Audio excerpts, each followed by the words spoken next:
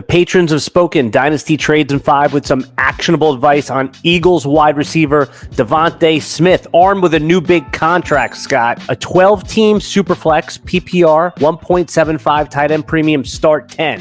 Devonta Smith or Mike Evans and the 204.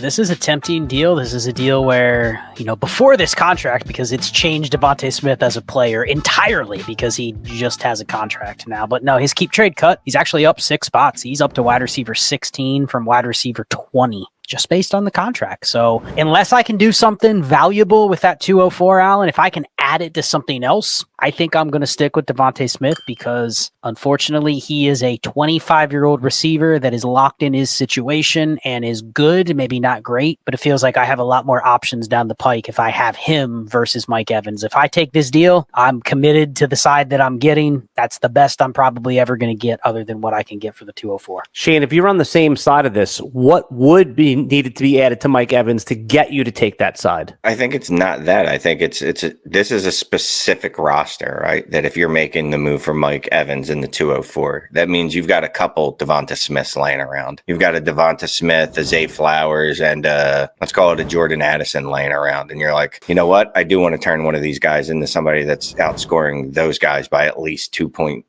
fantasy points per game and the pick. So I think it's more roster dependent than anything. But if you wanted me to make the deal, you might want to turn that 204 into a 111 or a 201. Okay.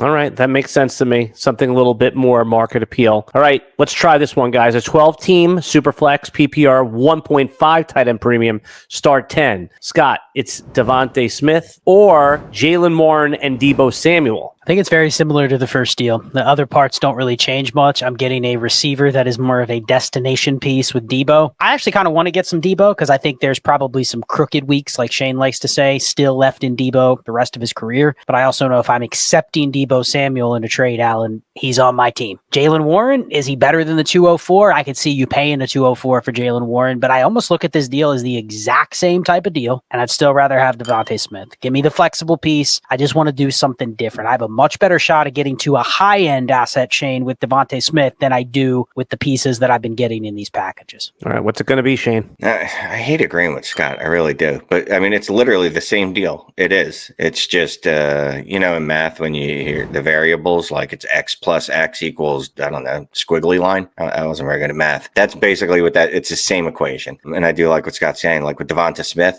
I can then add on the Devonta Smith and tier up in a way that I couldn't do with Jaylen Warren and probably Deebo Samuel. And Deebo's 28 now, right? I'm old enough to remember when 28 was old. But anyway, his value is not going to go up, even if his production is top 12, which it was last year. His value is just not going to go up. Scott, why was there a little bit of a value bump? Does the security of this new contract, does that present a selling opportunity? It's an interesting question. It's longer than what we have in this episode. I think it goes up just because people will go, I feel a little more comfortable about the asset. But for all intents and purposes, it doesn't change the tier Devonta Smith was in. It might move him to a higher rung on that tier, meaning I have more people interested in that tier because it's towards the top end of those innings eaters receivers than where he was more towards the middle or the bottom before. It's just fake value. Like Ray would say, it's ADV, Allen. He's only moving up because there's something in the news to make him move up. The same as when Zay Flowers had that really small blurb where he might have that domestic violence